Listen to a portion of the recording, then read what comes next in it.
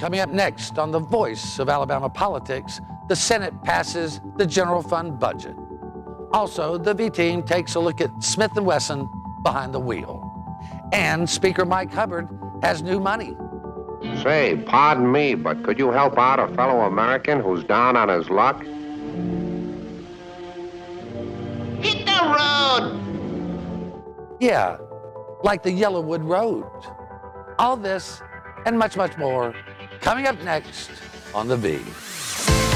The Voice of Alabama Politics, with your host, Bill Brett. Now, the #1 political show in Alabama, The V.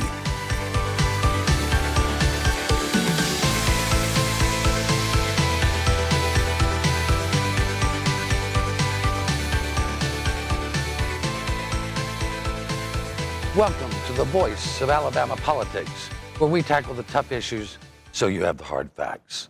I'm your host, Bill Britt, and as always, I'm joined by the V-Team. Welcome. Hi.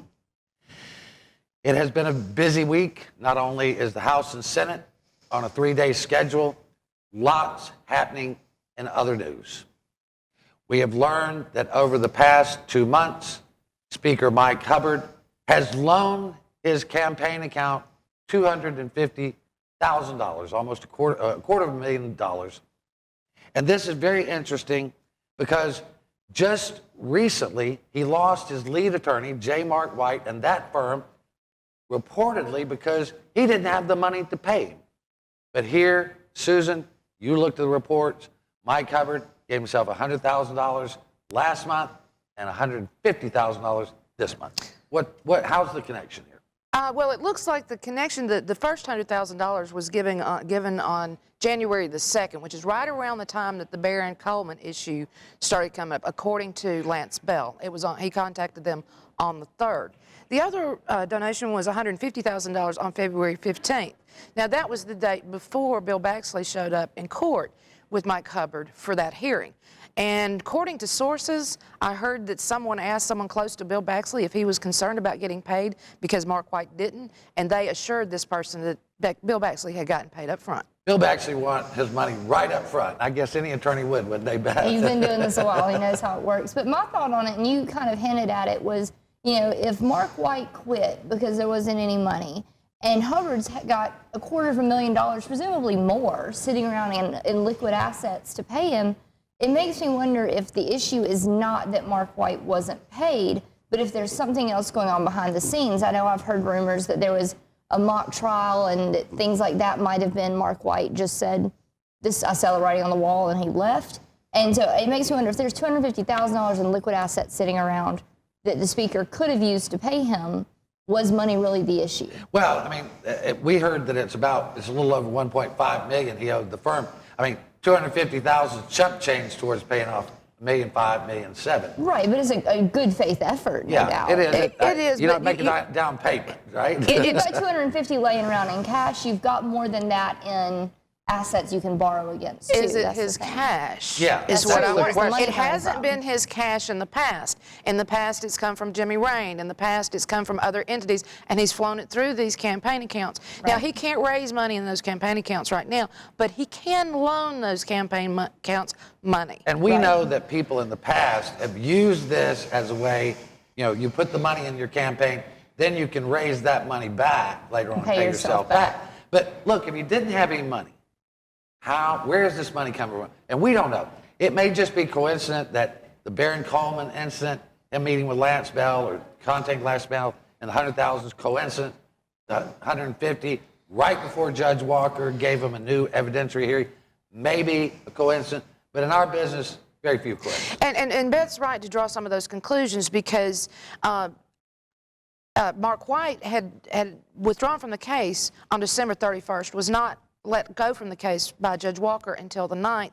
Baron Coleman contacted Lance Bell on the 3rd. Lance Bell contacted Aaliyah on the 5th. So you got all of these things going on simultaneously. And I'm trying to take a look right now, as you know, Bill, back to exactly what was happening during that period. So maybe we can figure out what indeed was happening. Well, there's a lot of stuff that goes on in the background that for us only becomes clear once another piece falls into place. Right. You know, you can be sitting here and you know this piece, and this piece, or as Donald Rumsfeld said, we've got some unknown knowns and we got some known knowns, but we just don't know everything. It's so complicated. With this, the Coleman situations, for instance, we knew there was something strange going on, but we couldn't put our finger on it until Lance Bell came out in court and said, and then gave us that piece that said from January 3rd, you know, he was compromised. Well, from the beginning, Mark White tried to create chaos in this case, from the pep rally to the saying all this stuff.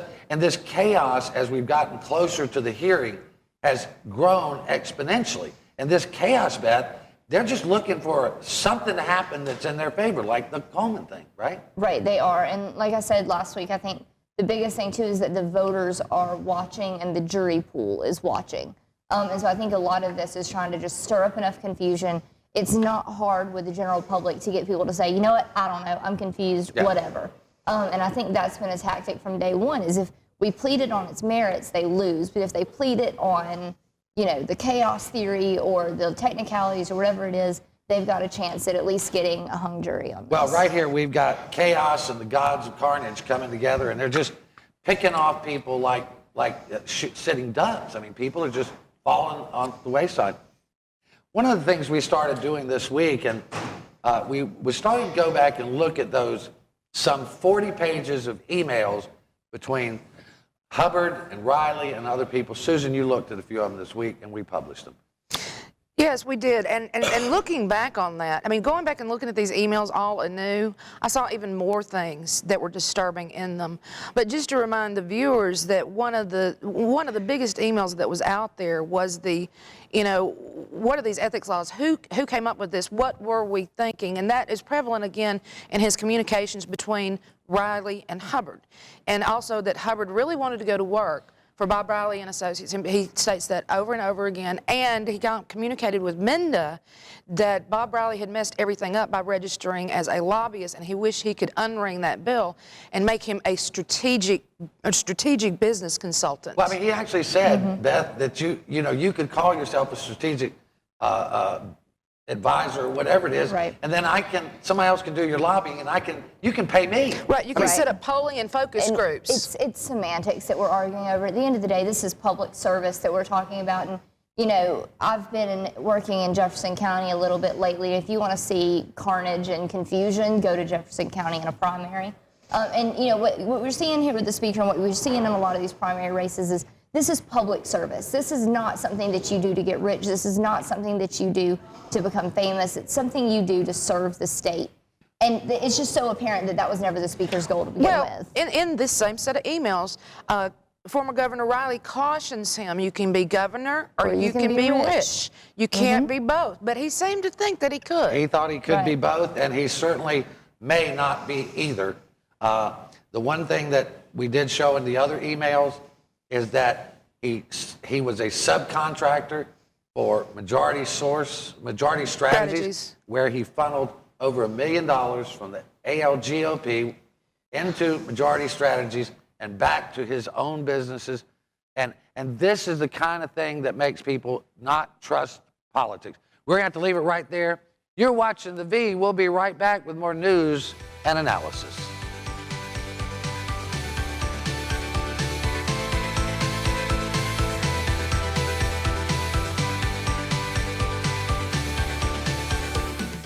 My son, Mike Spann, was the first American to die in Afghanistan. They said he couldn't be buried in Arlington Cemetery. I called Senator Shelby and told him the story.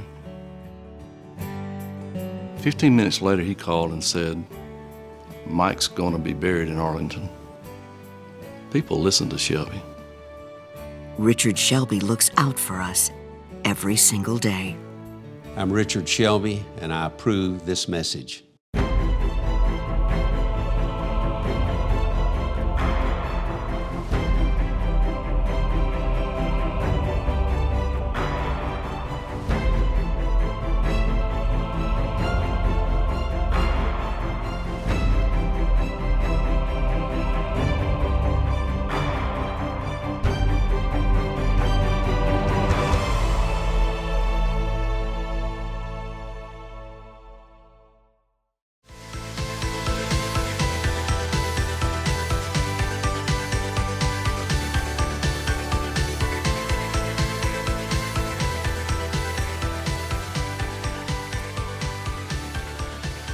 Welcome back to The B, the voice of Alabama politics. Recently, about 37 House members sent a letter to the Obama administration Department of Justice and asked them to investigate not Mike Hubbard, but Attorney General Luther Strange, Deputy Attorney General Matt Hart, and the goings-on around the Lee County grand jury. Beth, it seems that these House members want President Obama to bail out Mike Hubbard. They do. And, you know, I just want to ask them, do y'all not think that the president has heard what y'all have had to say about him for the past 7 years? You know, all they have done is stay down here in Montgomery and fight Obama every single day. And, you know, now they're looking to him for guidance to bail out what is, frankly, correctly a state matter. I mean, I think that U.S. Attorney Beck said it in one of the articles I read, and I laughed when I read it. He said it's ironic that a predominantly white, predominantly Republican body is now calling on President Obama for help. And I think he's exactly right. Let them sort out their own mess. I mean, it's absolutely desperation. Susan, you and I were on the conference call with U.S. Attorney General Beck. He really strongly but politely informed them, if you got a problem with Luther Strange, you have the power to impeach. Yes, he told them specifically, this is not a federal matter. This is a state matter. This basically is a mess that you guys have created. You go clean it up. You have the constitutional authority to do so. If you want to impeach him, then you need to get the votes together in the House and get it sent up to the Senate and go in that direction. Don't come looking to the Justice Department to do your work for you. They impugned the Attorney General's office some 10 times in this letter, and it seemed to me as though U.S. Attorney Beck was not very pleased with any of this because he took them to task one at a time. Well, you've got these Republicans, primarily Republicans, saying that their Attorney General, the Republican Attorney General, is a crook. And not only that, Beth, they talked about how they needed to investigate selective prosecution, prosecutorial misconduct, and various other things. Well, Judge Jacob Walker, that's in his purview. Is addressing it, right? He has already addressed selective and vindictive prosecution. He is addressing the other ones. I mean, this has got to make Judge Walker not happy. Right, and this is a legal question where how do you get something into federal jurisdiction? You've got to have a federal question or you've got to have diversity, and there's no federal question. There's no federal claim involved right now. If they could find something in the federal code to try to claim under, then they could get this in federal court. Or they could bring in somebody from a different state, over 75,000. We could get this in at least civil federal. But there's no way to get this in a federal court without a federal question. Otherwise, this is Judge Walker's problem. Plus, if you'll notice, none of the signatures were attorneys or judges. Yeah, there's a note there were there. a couple of attorneys, but not maybe one. Maybe one. But it was interesting. I mean, let's be honest. This was a stunt to try to get, because it was chairman of committees, it was vice chairman of committees, it was Democrats who were trying on to the get some tape, favors. trying to get a bigger office, a better trip, some kind of graft, kickback. Or at least some committee assignment. Yeah. I mean, at this point, you know, Democrats are kind of relegated to sunset in a lot of places. So it's a lot. Democrats are having to beg, borrow, and steal to get any kind of committee assignment so they can do anything. Well, I mean, you know, Jack Williams, Representative Jack Williams from Birmingham, who's a wretched individual to begin with. This guy probably should be investigated. He was at the Young Democrats event the other night, too, by the way. Really? Yeah, we were curious if he was switching parties. Maybe He just wandered in to say hello. Maybe he was trying to pick up some young Democrats to, go out and play with him or something. You know, this guy's disgusting. He's right up Mike Hubbard's armpits all the time. I mean, it's just, he's the one who took this around. Yes, he was. Yes, he was. Even though the Hubbard office claimed they were not behind this, that they knew nothing of this. That's very hard to believe. Nothing happens in the House without Mike Hubbard knowing about it or instigating it. Nothing happens in the House parking lot, the State House parking lot, without him knowing about it. You know, one of the things, Beth, that we talked about this week, we wrote about this week, is this is the very reason why people in position of power are asked to step down when they're indicted or while they're forced, because Mike Hubbard has constantly used his office to thwart justice. Right. Well, it's impossible for him to separate the personal from the political at this point. You know, there's no way when you're under indictment that you can compartmentalize that, because it's such a huge weighing issue in his life or in anyone's life at that point. So for him to be able to say, I can think critically and I can think objectively and make decisions that benefit the state of Alabama, that would be a lie. Nobody would be able to do that. It's not a slight against Hubbard, it's a slight against humanity and ego. So if you're in that position, you've got to step aside so that the people with clear heads can prevail. Yeah. Let's boil it down to the very simplest element. Do you think that anybody passing through this lobby or anybody watching this television show could go to the House of Representatives and say, I have been charged with these felony indictments and I need your help? Would you please sign a petition to the U.S. Attorney on my behalf? Do you think that anybody besides Mike Hubbard could get that done in this state? You know, people are either afraid of him or they're bootlicking, and that's about it. You know, another interesting thing, Johnny McMorrow from the Shoals area, representative, House member, he did an amazing thing, I think. He sent a letter out saying, look, either put up or shut up. The U.S. Attorney has said, if you think Luther Strange has done something wrong, you need to get your group together and file for impeachment, hold hearings, do all this. Johnny Mack showed some real courage here. He did, and I think he was one of the first ones to call on the speaker to resign. He was. Once he was indicted. And, you know, let's not forget, the Republicans have a supermajority. The speaker is responsible for putting a good number of those in Montgomery in their seats in that House. And so when it comes down to put up or shut up, they've got the numbers. They've had no problem railroading everything through this whole session. Why not railroad this? If it's more than political posturing, let's see you do it. Well, Representative Morrow sent him a letter, and he challenged all of those 37. He said, you know, you took an oath of office, and you swore that you would uphold the law. If you think somebody is breaking the law, then you have a responsibility to adjudicate it as a House member. And you made that commitment in your oath. Now, Representative Morrow also went as far as to request the procedures for such an impeachment and attach that to these letters. So they have it all right there. If they want to impeach Luther Strange, they've got the textbook right there in front of them. Here's how you do it. He told them, he said, you know, you talking tough over here, you signed your name to this thing. Now show the courage of your conviction. You think they're going to try to impeach Luther Strange? They're not going to try to impeach Luther Strange. Just like all of those that showed up at the Mike Hubbard pep rally the day he was indicted. You know, they've shown their support, but how many of them have been sitting in that courthouse every step of the way on his side, trying to stand behind him? The only guys I've seen there has been just a couple, but we're going to hold it till the next segment. You're watching The V, the voice of Alabama politics. Stay tuned. We'll be right back.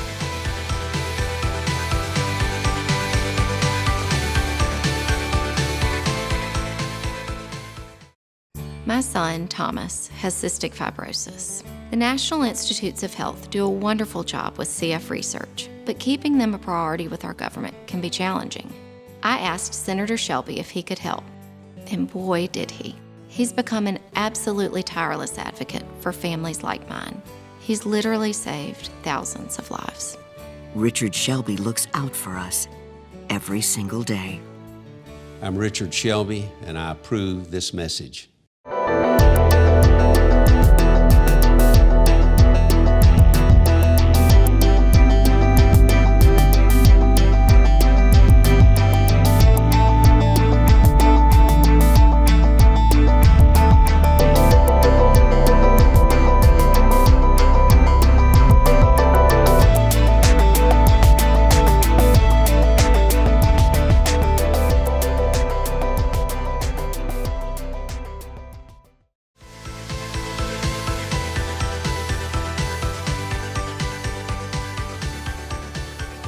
Welcome back to The V, the voice of Alabama politics.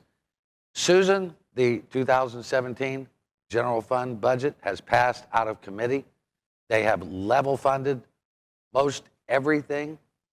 It was not so much contentious as it was just downright disheartening. You were listening in, you were aware of what happened. It looks like another mess.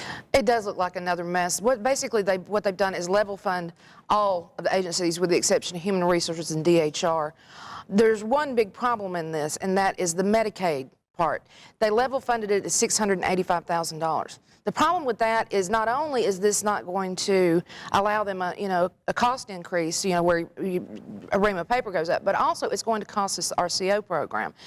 Governor Bentley came out last year and announced a program by which we could begin to streamline Medicaid in the state of Alabama. However, by federal mandate, in order to get this waiver, they must fund Medicaid at $785 million, which they didn't do, which means that voids, at this stage of the game, that voids the RCO. However, Governor Bentley has sworn that if it goes through at this level, at the way the budget is now, he will veto it. But they have so much time.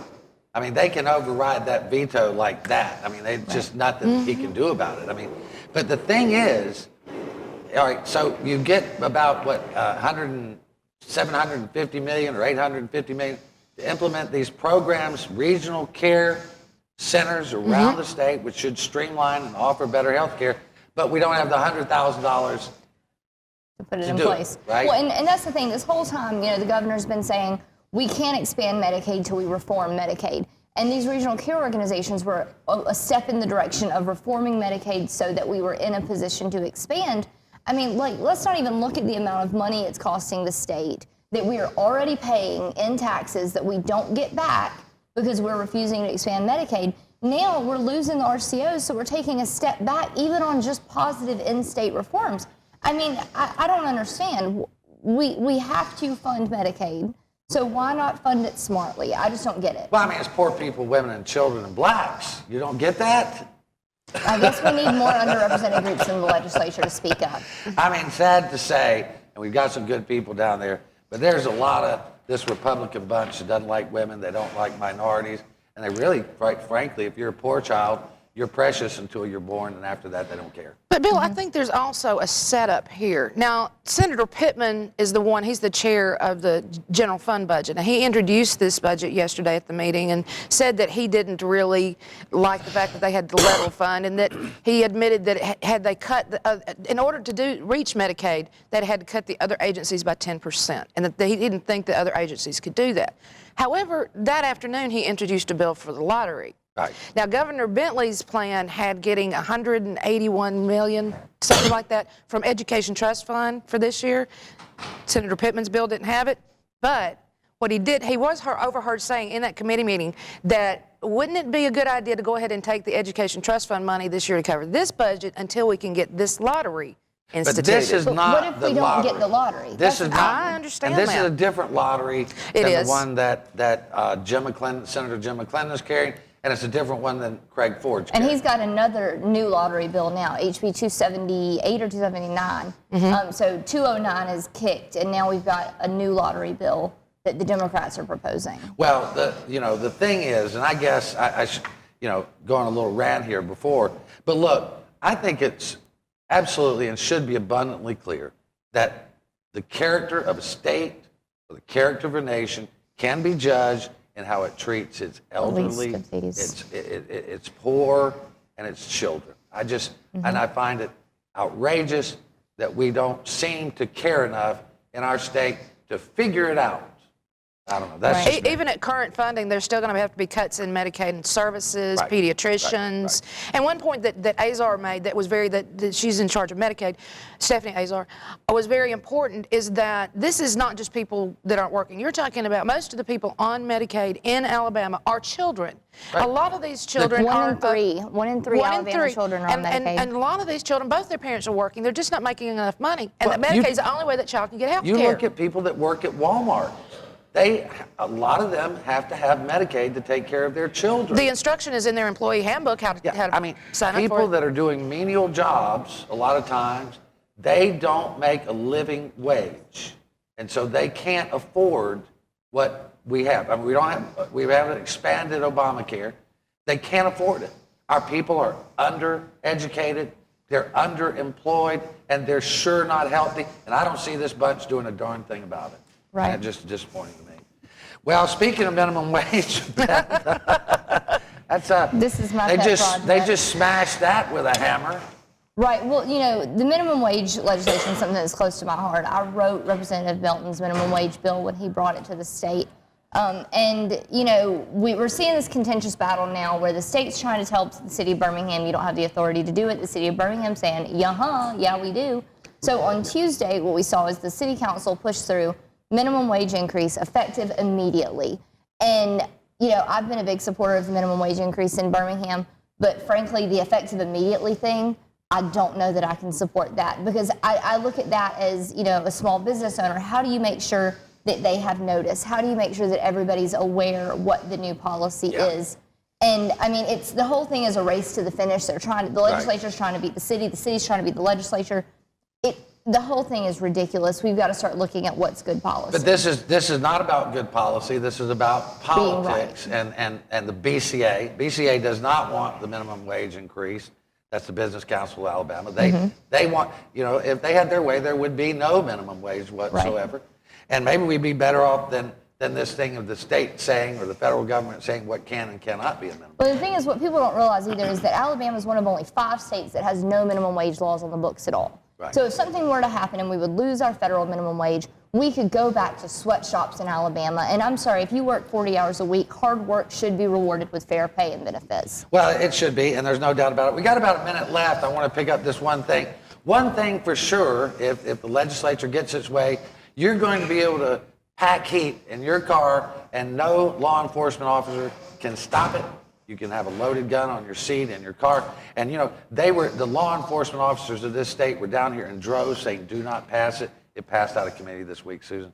It's concerning. As a gun owner myself, a licensed gun owner, or permitted, it bothers me a little bit. I understand what they're trying to say with this bill. They've been trying to say it for years, that your car is a part of your house, therefore it's your domain. However, you know, what is a police officer thinking when he's walking up behind an unknown car and he doesn't know if there's a gun in the seat or not and the intention of the driver? Well, isn't that all about concealed carry? I mean, that's why we get these permits. The thing is, like right now, if I wanted to carry my pistol in my car without a permit, I can unload it, I can secure it, I can put it in the trunk, I can put it in the glove box, and I can transfer it. That's going to have to be the last word.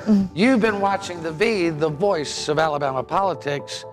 You watch us because we watch them. Thank you.